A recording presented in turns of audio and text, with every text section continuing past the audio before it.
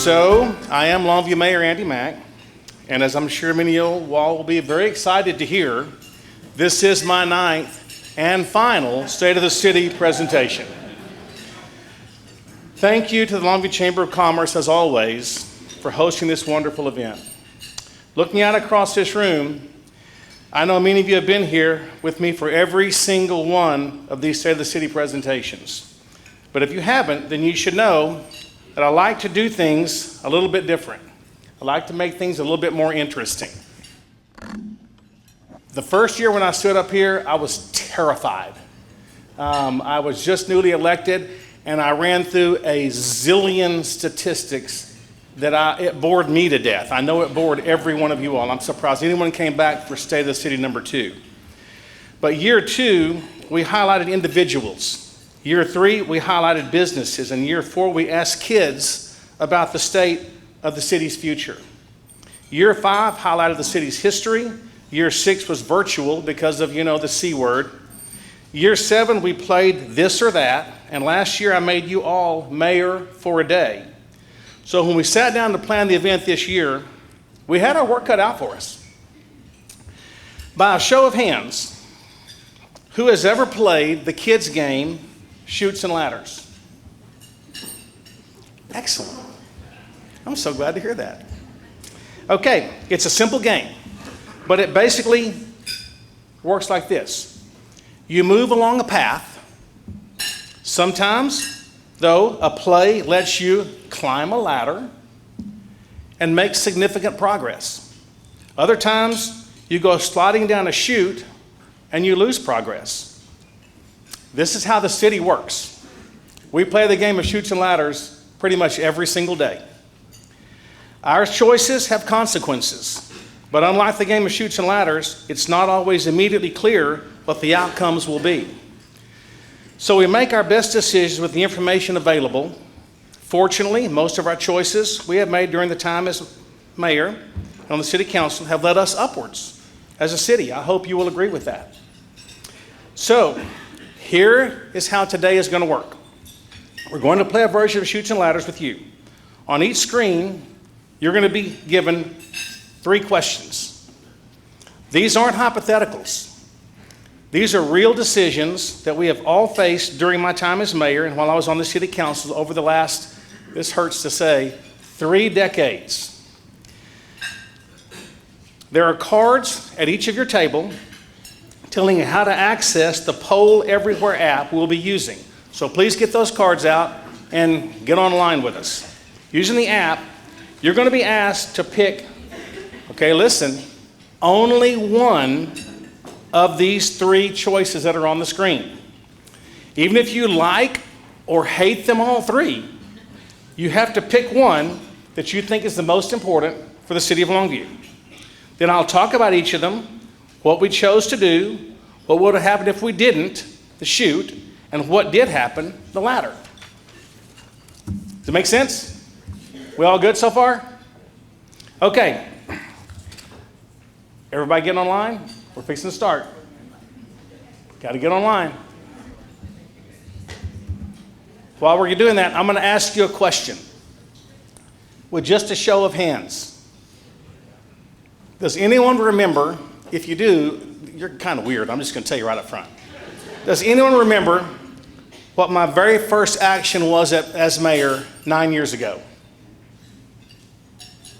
Thank goodness. Oh, you do. Well, Kelly does, of course, because Kelly has gone through this entire process with me. She's been my sounding board, help things, don't like things, don't do this, do that. A lot of don't do this, a lot of do that.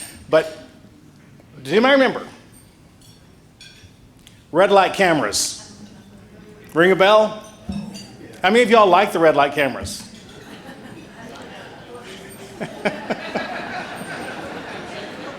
Yeah, I know why you didn't like them. So, at my very first council meeting as mayor, we voted to do away with the red light cameras in Longview.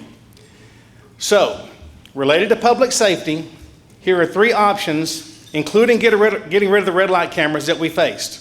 Take a second using the Poll Everywhere to select which one of these choices you would have prioritized. So we have red light cameras, public safety pay scale, and police body cameras. I'm looking at the percentages here.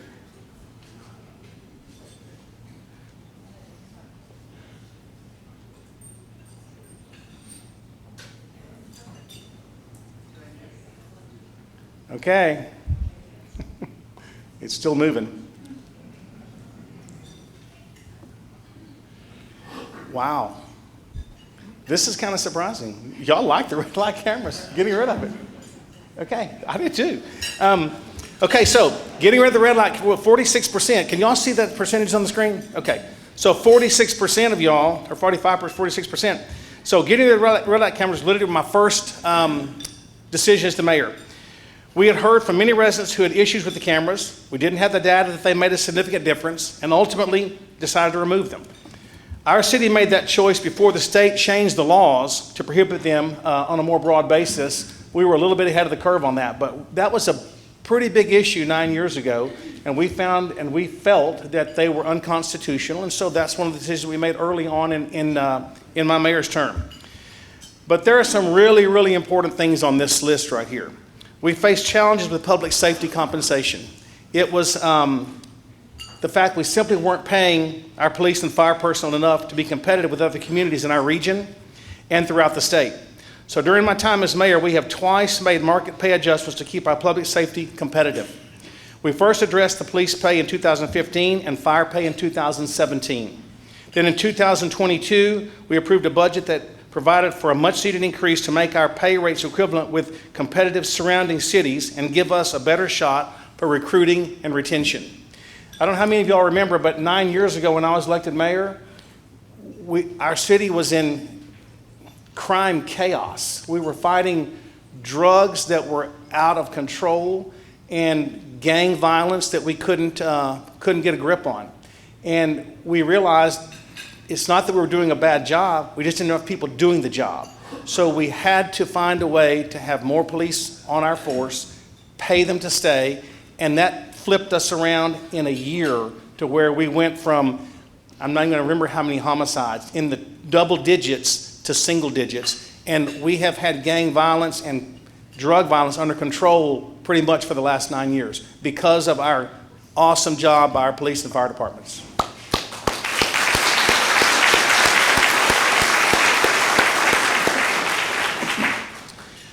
Going along with that, another big decision we made was proactive to supply our police officers with body cameras well before the national headlines began to focus on the practice. These were funded through a generosity of a local businessman, the late Tom Chin, who donated the money for this endeavor with our police and fire. This equipment provides accountability to our residents and ensures we continue to provide professional policing, which is what we are charged to do with our city. So we want to continue to thank the late Tom Chin for that innovative and generous donation to our community, where we have all benefited from that process. It was extremely clear to me in each of my elections in this 9 years that supporting our public servants, the police and fire departments, was a priority. And I'm grateful we've been able to take positive steps along the way to support those who protect and serve us every day. Thank you all very much.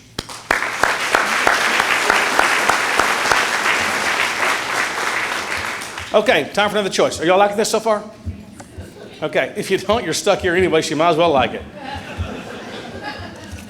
Bonds. What a kind of crazy time to talk about bonds, as we just had the bond election yesterday.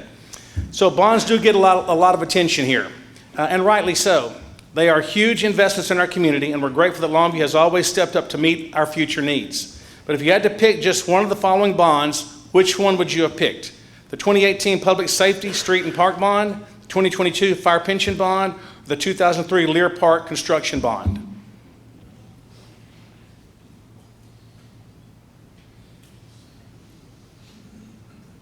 That's awesome.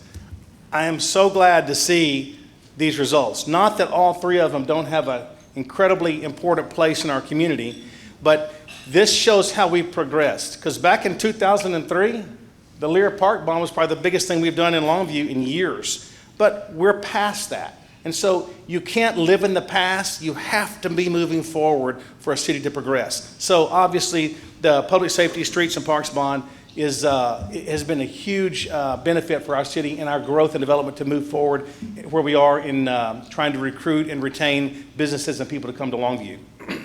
So voters showed up in 2018 and made it resoundingly clear that they wanted to invest in the future of our community.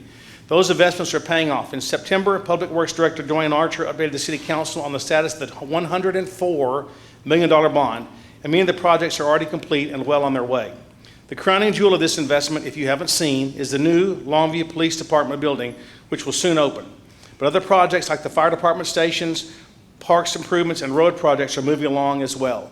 Every one of these are critical to moving Longview into a direction where we need to be, and that is, I've always felt this way. If a city won't invest in themselves, how could you expect someone to come in and invest in your city? So it's important that we keep that in mind as we move forward to provide better quality of life issues for those that are living here and those that are thinking they might want to move here. It's very, very important.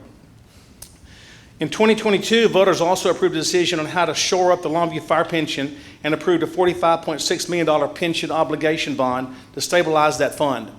The City Council recently heard from the bond fund managers that the investment has worked and that our hopes for the fund were being realized. We'll keep an eye on these funds and make sure it continues to provide for those who dedicated their careers to serving our community. For those of y'all who aren't aware, our fire pension bond got a little bit upside down through years and years of just not doing something about it. We can't control certain things. You can't control the stock market. You can't control elections. You can't control conflict, wars. Those things, and you can't control COVID. Those things significantly hurt our bond investment, and so we were forced to do something if we wanted to continue to maintain those firemen and their pension fund. And I think the citizens of Longview stepped up and they did what they should do and say, we will support you because you support us. And I think it's very important that we recognize the fact that we did that, and it's going to pay great dividends for our fire department in the future. And if you know, and you think about me, it's no surprise that of all these bonds, the original funding to help develop Lear Park, it holds a pretty special place for me because that was done when I was a council person, I hate to say it, many, many, many years ago. And then we also completed that project in 2018 with the bond that we recently passed. Everything about this project, now more than 20 years old, has been worth it. Every year, Lear Park brings millions of dollars and thousands of visitors to our community. And it pays for itself year after year. It's the only bond that we have ever passed that continues to pay for itself every single year since its existence. So Lear Park did something for us that we were lacking. Longview does pretty darn good Sunday through Thursday with hotel occupancies and business people coming to town. But it drops off on Friday and Saturday because people go back to their homes for business. We needed something to bring people here on the weekends. We needed sports tourism. And what Lear Park did, it opened us up into being the leaders in all of East Texas in sports tourism. And we have developed an incredible network of teams and sports that come and utilize Lear Park. And had we not done Lear, I don't know where we would have been had we not done Lear Park, but that's a chute I don't ever want to have to go back down because it was very, very controversial back when we did this bond. So controversial that, well, we'll talk about that and another little issue in a minute that affected me politically in what I've done. But it was the right thing to do, and I think we've seen that over the years, and I'm so glad that our residents have the foresight to look ahead and say, okay, yeah, we got to spend a little bit of money, but yeah, it's certainly going to be worth it. So my hat's off to all of you all. Some of our most consequential decisions have been related to development and businesses. These decisions aren't always popular because businesses have a vested interest in the way things are done. So if you had to pick one of these three options, the most consequential, which would you pick? Here we go again. The non-smoking ordinance, Unified Development Code, or the sign ordinance. As you're picking these, the smoking ordinance was another controversial thing that I did when I was on the city council.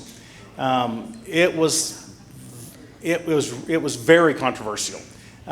So much so that between that and the Lear Park bond election, I feel like I was not elected mayor 19 years ago because of that, because people were upset about that. They felt like we were trying to tell them what to do and how to do it, but that had nothing to do with it. I've always said this: the primary goal of government is public safety. And the smoking ordinance was a public safety issue. It was not a choice issue. And can you imagine where we would be now if we didn't have a smoking ordinance? You'd be sitting right next to someone who's smoking, which I have nothing against that, but it's the secondhand smoke that you have no control over that is a detriment to our health. So that came during my time as city councilman. Science became clear as to the effects of secondhand smoke. It became apparent we needed to make changes in our community. At that time, I wasn't incredibly popular to tell business that they could or could not do. I completely understand that. But this was a matter of public health.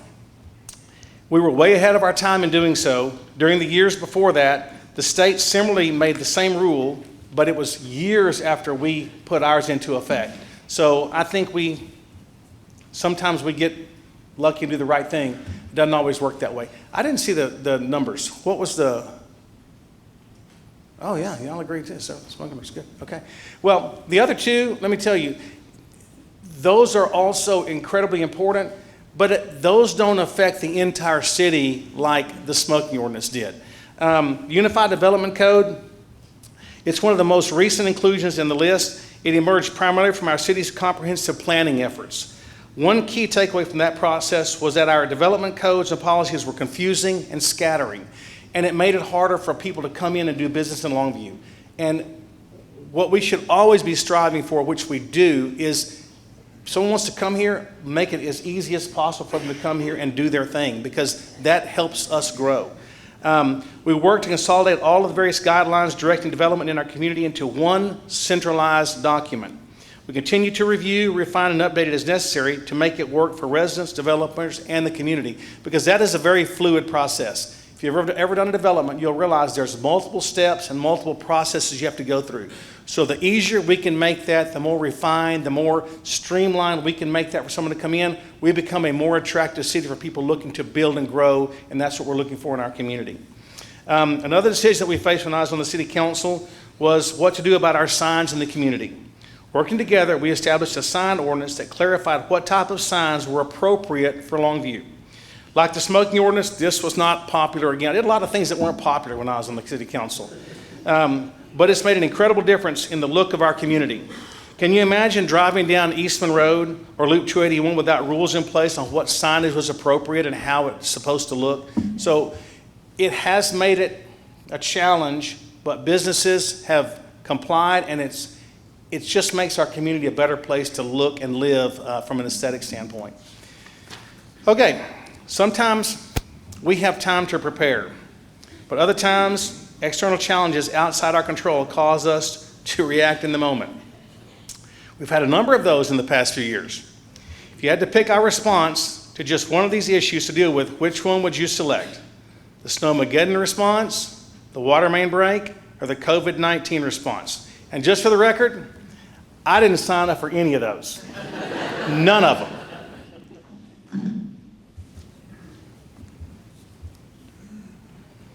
Well, obviously, the COVID is going to be the most important, as it should be. Let me just say one more thing. For the last time, the City of Longview does not own a snowplow. We do not. We do not need a snowplow. We are never going to own a snowplow, okay?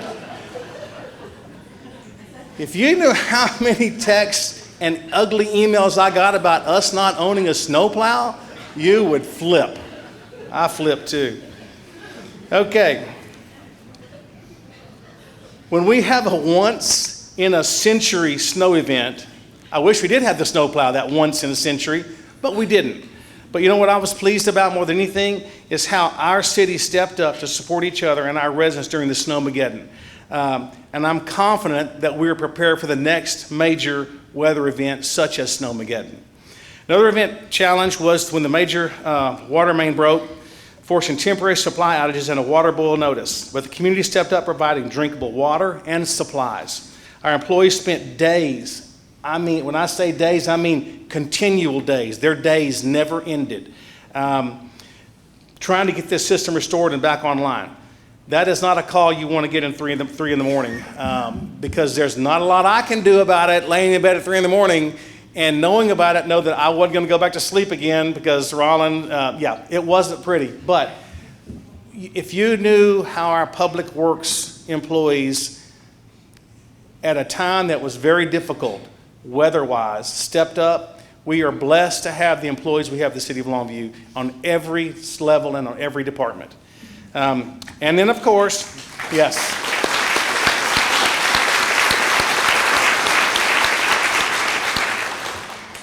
And of course, we weathered COVID. We provided a model vaccine clinic for those that wanted to take advantage of it and provided care for our community through a worldwide time of uncertainty.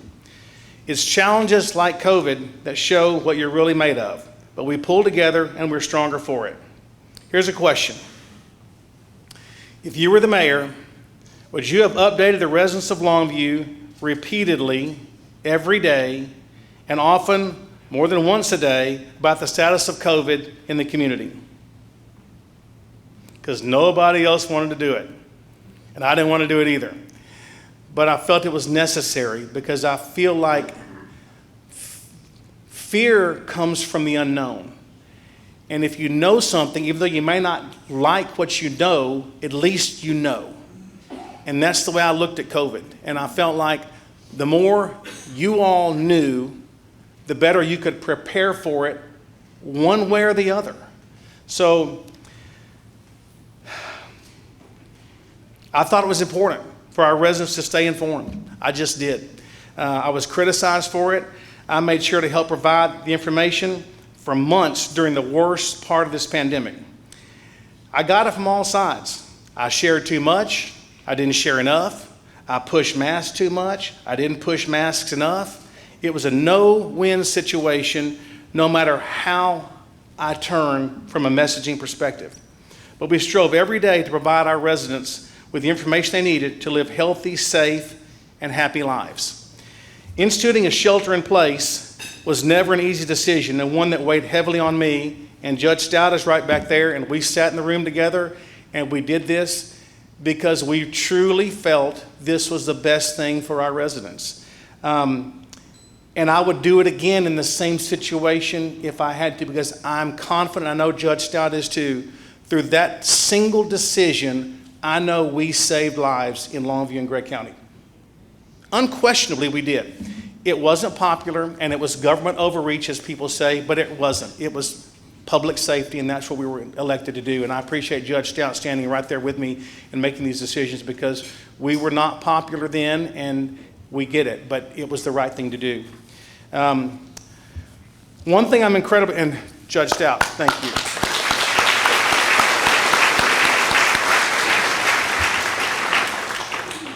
One thing I'm incredibly proud of is how we have supported and celebrated the amazing people and work being done within our community. Since day one, I've made it my goal to be a cheerleader for Longview. So here's your next choice. If you had to pick just one of these, what would you pick to do going forward? The Go Giver Gala, the Walk of Honor, or connecting with residents?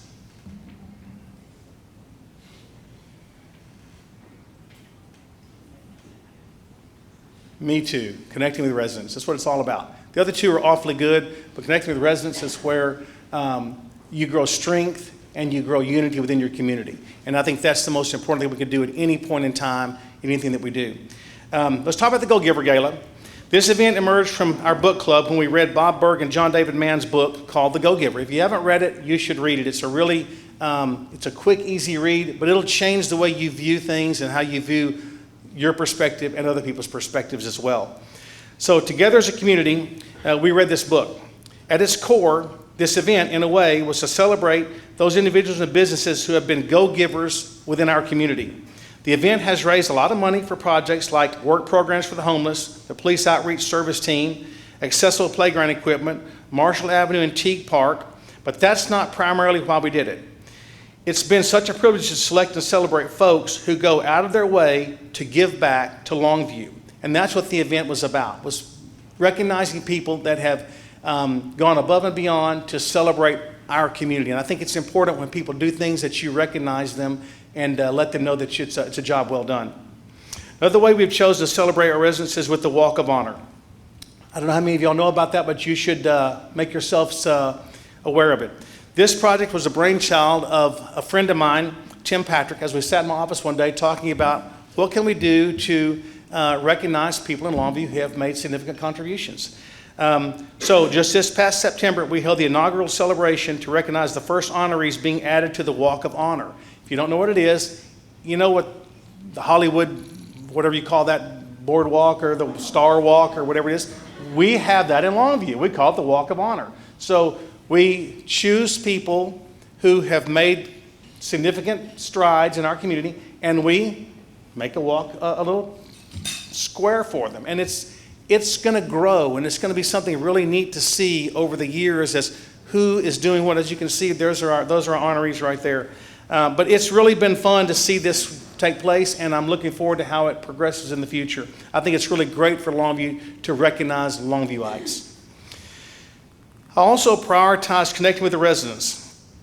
I did this primarily through social media, and that's not been done before by a mayor before my time, and I'm going to explain that to you in just a minute. We amassed a significant following on Facebook. Over 30,000 followers follow my political page on Facebook. Through consistent and transparent communications, but we did it in a bunch of other ways as well. I held virtual town halls, I wrote letters to Longview, I had the Mayor Mack Challenge, provided the Mayor Mack Scholarship, included community recognition, employee recognition, and public safety updates in every city council meeting, coordinated shop local campaigns, recorded videos of city council meetings, led 3 book clubs, and more. We've done a lot to try to include the community with what's going on with your government. And I think it's important because you all place us here. You should know what's going on through what we're doing. And so every step of the way, I've tried to line things up where what I know, you know. And some people criticize me for that, but I think, once again, the unknown is the greatest fear, and I don't want to ever incite fear into the city that I love so much. But times have really changed through social media. With everything at your fingertips,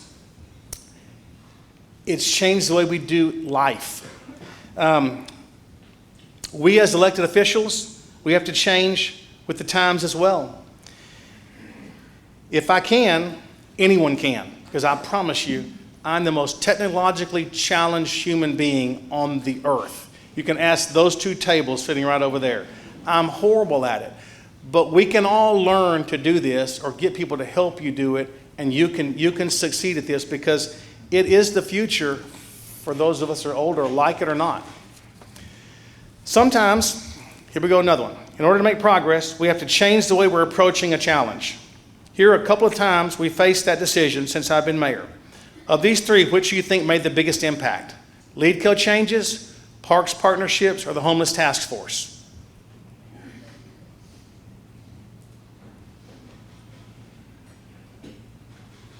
Excellent. Lead code changes, I agree. They're all, once again, very important. I could sit up here for the rest of the day and talk to you about LeadCo and what LeadCo has done. We can't tell you everything because a lot of the stuff is not public knowledge. But if you just knew what LeadCo has done and where they're going, you would be astounded. A major change that I made soon after I became the mayor was to provide a new vision for LeadCo, more in line with our goals, and make adjustments to the board with that vision. And man, am I glad I did. Every year during budget session, Wayne Mansfield provides an update on LeadCo's progress. As of August, they were working on 65 total projects and 7 active projects. And the projects they've supported in the past 8+ years, they're mind-blowing. Accounting for more than 4,000 new jobs and $157 million net to the city. Let me repeat that.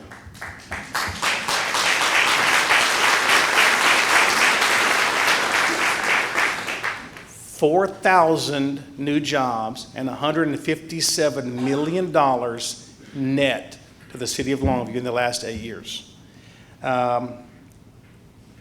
Pretty impressive. LeadCo is blowing it out of the water. Projects like Nation Star, El Dorado, Dollar General, Gap, Eastman, Aon, Komatsu, Stemco, Aviagen, Total Card, and more have changed the landscape of our city.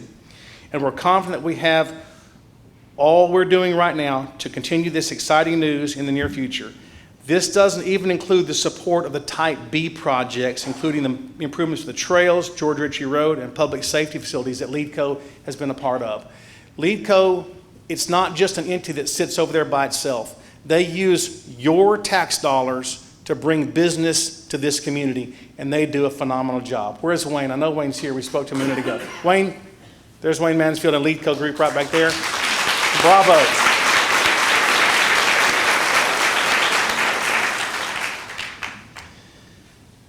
Another area of pride for Longview has been the increase in the park's amenities, due in large part to partnerships with dedicated volunteers. The Longview Arboretum and Nature Center, in addition to our trail system, are two of the largest and most visible upgrades to our system. Volunteer-led efforts also have brought us pickleball, a skate park, disc golf, the green, the dog park, and the Veterans Memorial Plaza.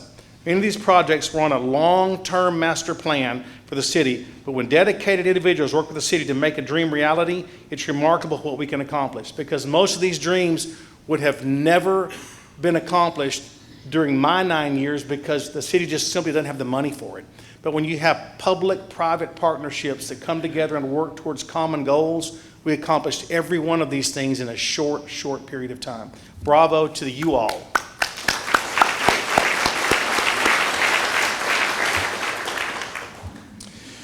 We also reimagined how we support the homeless population in our community. Recognizing a problem, we called together a task force to review the situation and make recommendations. From that task force came the Homeless Resource Day initiative, and where each January we provide the homeless people in our community a one-stop to connect with services. It also helped establish our police outreach service team, a unit dedicated to serving that community. I know it doesn't seem like much, but when you're homeless, every little bit counts. And when we have a one-day event where these individuals, which could be any one of us sitting here in this room, it could be me, it could be you, simply by fate and by luck and by blessing of God, it's not. But when you have one place where people can come and they can get services that they desperately need and they have no other way to get them or no knowledge on how to get them, Laura Hill, where's Laura? Laura and her team do an amazing job to help facilitate this for a population that needs it worse than any of us will ever imagine. So thank you, Laura.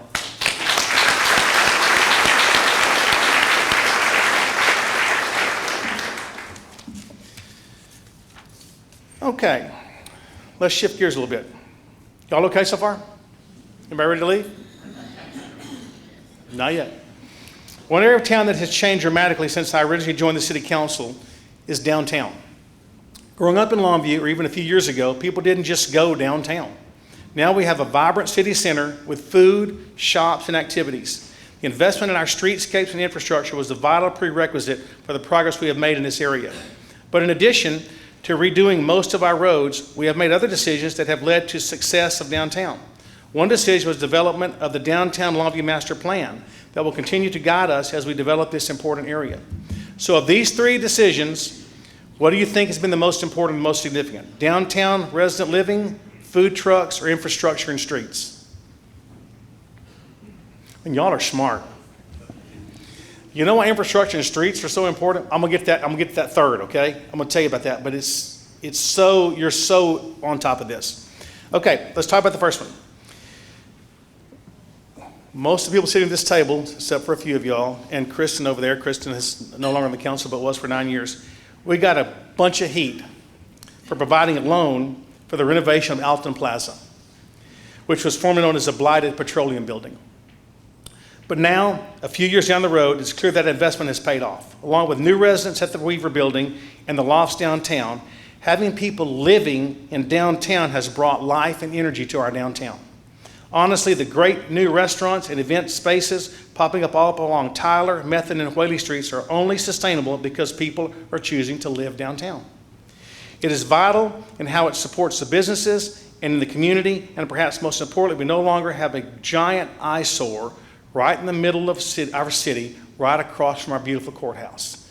So I know that there was skepticism with that, but if you don't have sustainability by people living downtown, downtown will not flourish.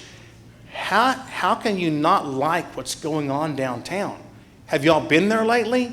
It is phenomenal. You can walk, there's things to do, places to eat, people you see. It wasn't like that just a few short years ago. But that's what happens when you make a tough decision and you stand behind it. And so I couldn't be happier to see how that has provided for families to live in the old Petroleum Building, the Weaver Building, the lofts along downtown. It just provides for great sustainability for our shops and restaurants that are they're popping up there all over the place. So thank you to you all for that. Also in 2016, we voted to allow food trucks in our community. That industry has thrived, and food trucks can be seen in community events and businesses year-round. Having food trucks has also played a significant role in increasing the response to downtown events, as attendees have access to delicious food options without having to track down a restaurant. How many of y'all have ever eaten a food truck? How many of y'all enjoy the food trucks? It's nice when you can have something like that at your fingertip when you used to have nothing. And food trucks are the other controversial decision we made. There were a lot of businesses that were skeptical of food trucks. But I think as we've seen how this has progressed, they haven't hurt the restaurant industry. I think they have helped the restaurant industry, and they've thrived and they're continuing to grow. And I think it's a great adjunct for our community to have another business like that that can set up shop in Longview and survive. So I think it's been a really good addition to our community. Who remembers the old brick roads in downtown Longview? How many of you had to get your car realigned because of those brick roads? I know. Well, they do have a lot of character, and sometimes I do miss them. But since my time as a city council member, we have slowly but surely reconstructed the downtown streetscapes, and the impact is immeasurable. This work really, as you all have seen, it was the prerequisite for everything that has gone on since that time. Had we not changed those bricks to streets, the development would not have occurred, because downtown was not an easy place to be. So really that was the cornerstone many, many years ago, with vision and insight from the city council back in the 90s, to see that that was a need and then realize that need, and then you see the need has paid off into what we have today in downtown. So it just wouldn't be the same if we hadn't done that many, many years ago. Okay, we're coming to the end, not just to say the city presentation, but also to my time as serving as mayor, to the city that I love so dearly. But one thing that's different between real life and the game of Chutes and Ladders is that real life, the journey just keeps on going. There is no magical square 100 where you put the game away until next weekend. So my time as mayor will conclude, but future leaders will follow, and it will be up to them to make decisions for the future of our community. So during my time, there were a few significant projects that we worked towards that did not fully take shape. That doesn't mean that they won't. It just means that it's up to the next generation of leaders, many of whom are sitting right here in this very room, to make the decisions to continue to move our community forward. Because, ladies and gentlemen, there is no stationary in a city. You're either moving forward or you're moving backwards. You take your pick. You're going one way or the other. There's no stationary line. So you got to decide, where do we want to be? Moving forward or moving backwards? That's the decision that you all get to make. So these three things have been much discussed in the community. What would you think would have made the biggest difference had we moved forward? I agree 1,000%.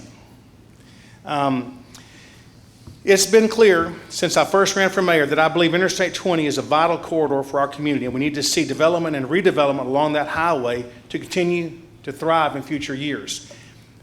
We have a gift of an interstate running through the southern part of our community, and we need to capture that gift and utilize it for our betterment. We We can, it's just going to take some effort. Conversations about what an anchor development in that area could look like have taken a variety of forms during my time as the mayor. Most recently, when a private developer proposed construction of an amphitheater, but ultimately that project didn't move forward, and previous city attempts to find a cornerstone development haven't worked out. Guided by our Interstate 20 Small Area Plan, I believe it's vital for our community leaders to continue to look for ways to provide and promote growth and revitalization in and around Interstate 20. Now, I'm not here to promote an amphitheater. I'm here to promote something that will stimulate the growth and development in South Longview.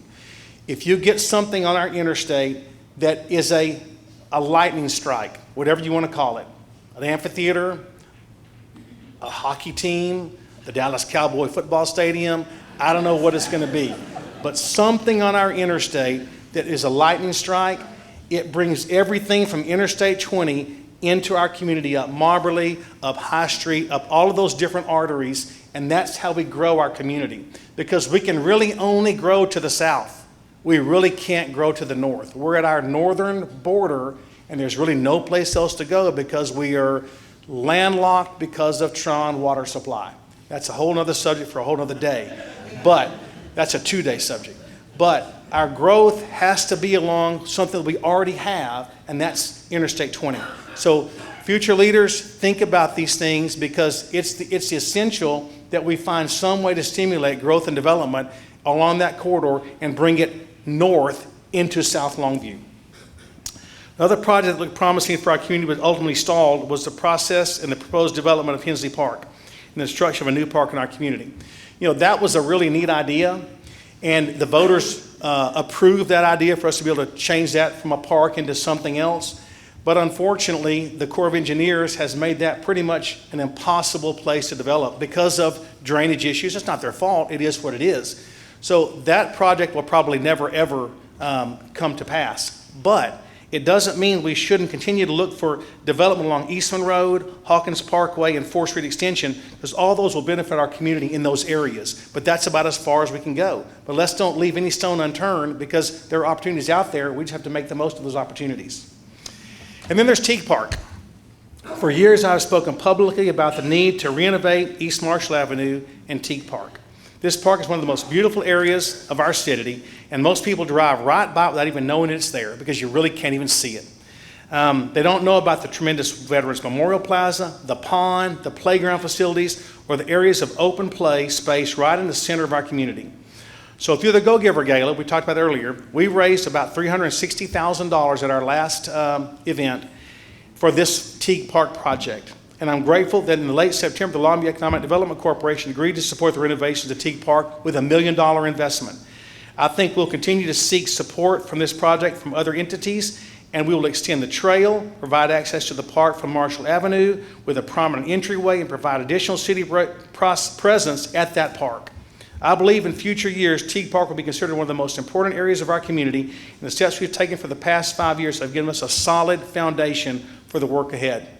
We can do this through money we already raised, through money through LEEDCO, and with help from some of our other partners. We are going to make an entrance off of Highway 80 that's going to open up Teague Park so you can actually see the park and feel comfortable and safe going in and enjoying such a beautiful area of our community. And I think we deserve that. I think the City of Longview needs that because we've wasted that area for so many years. And if we clean it up and make it look nice, it just continues to spread like ripples in the water. The areas around it will clean up and will continue to grow and develop all through Teague Park. Plus, it's an awesome place to go and be able to take your children and weekends and see people. And who knows, there might be food trucks out there permanently where you can go and have lunch on the park and all those kind of things. A lot of things can happen when we clean up Teague Park and open it up to the city from Highway 80. So that's in the works, and we look forward to seeing that come to fruition.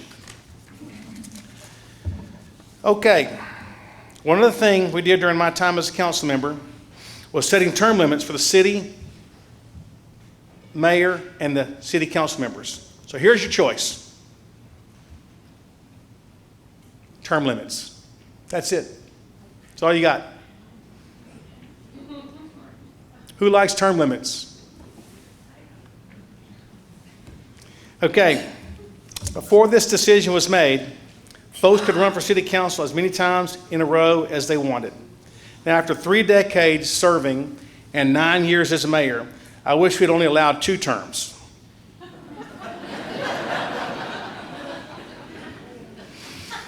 Seriously.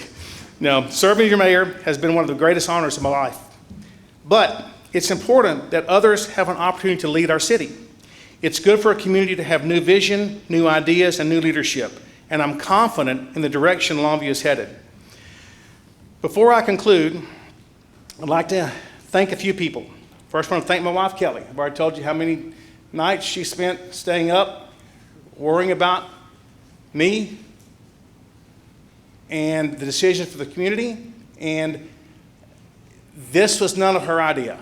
She did not want me doing this, not even for one day. And I appreciate her allowing me to do this because I think we've made a difference.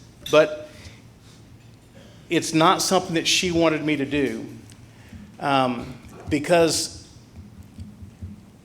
it's stressful on a family, on an individual, on a business, on friendships, on relationships.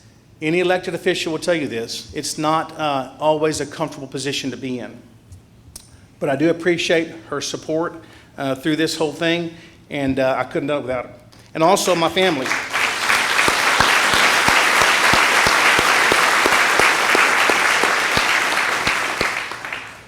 I want to thank my family, who they're all here today. Y'all stand up, family members, please. Stand up.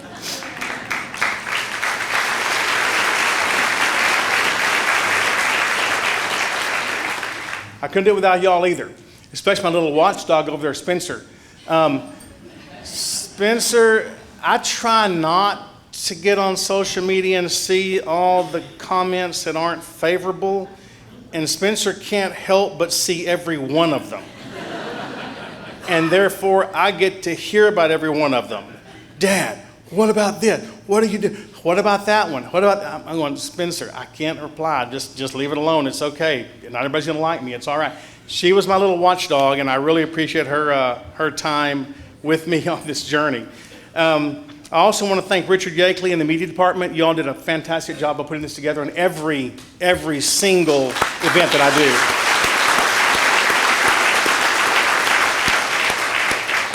do. And last, I want to thank Julie Woods, who has volunteered to help me and support all of my crazy ideas ever since my first campaign. I asked Julie for 90 days, from February to May. Get me through February to May, and I'm good. I was elected. We've been 3,184 days since. She doesn't count well, and I'm very appreciative to her for that.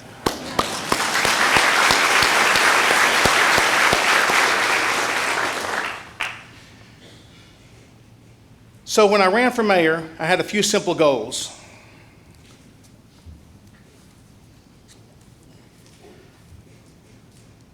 And I think we've accomplished some of them, but we haven't accomplished all of them. But you all will make a choice on who's going to replace me. Just a quick note on that subject. My 2 cents, okay? This is unsolicited. The 2 biggest obstacles that I faced when I ran for mayor were you have a full-time job and you have no business experience, okay? Those 2 things.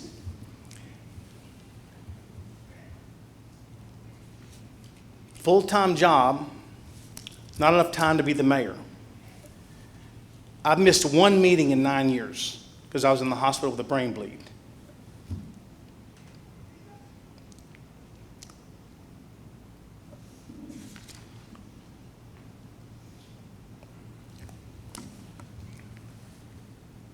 That makes it, when you have a brain bleed, it makes this sense, brain bleed. I've devoted my time to this position, and either this mayor's job or my real job have suffered. I've attended more functions, ribbon cuttings, proclamations, and meetings than you can ever imagine. I've been able to do so because of the people I have surrounding me. I have surrounded myself with incredible people. You can take a person with average intelligence and surround yourself with people that are above average, and you become above average. To do this job well and stay connected to the public, it takes a team. This is not a one-person job if you want to stay connected with the citizens of Longview. It is not. My social media team, i.e. Julie Woods, and my office staff, Lori Wheeler, Cheryl O'Hara, they are incredible. They have worked with me these last 9 years for the betterment of this community and have done so at no cost to a single taxpayer. They are devoted servants to our city, and I thank you very much. Because without them, I can't do what I do on both levels. And it's important that I think you do it on both levels. As far as not having any business sense, I really never have understood that. I've run a fairly successful business for over 35 years. Oh well, I don't know. But I don't want someone to be my mayor that does not have a job.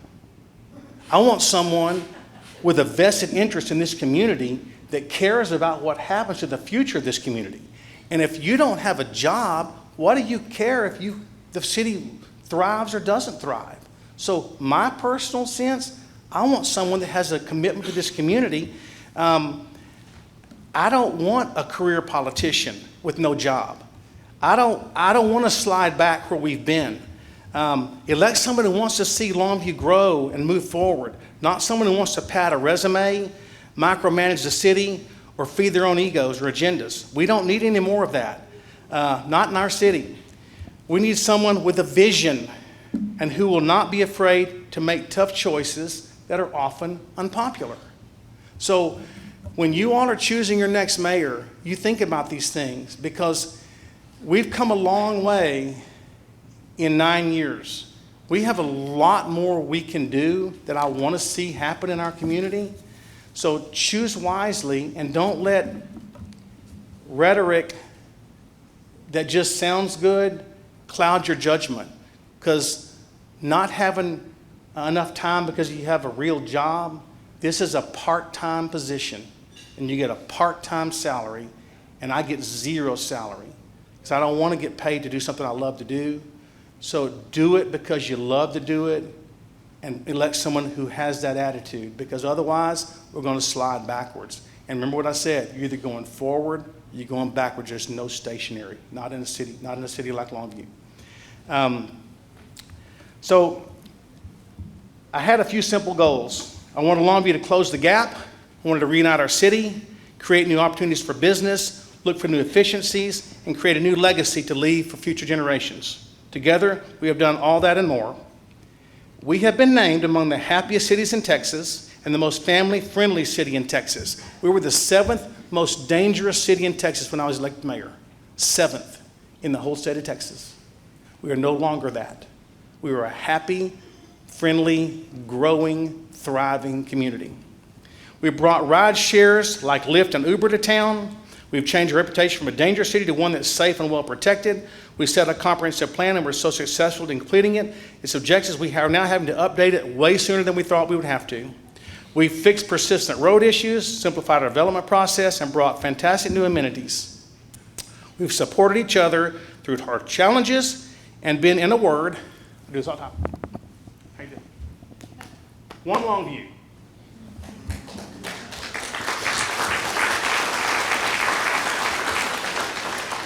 The state of our city is strong.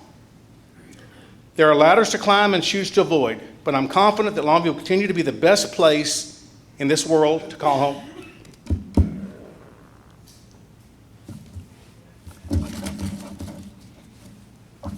Thank you. God bless.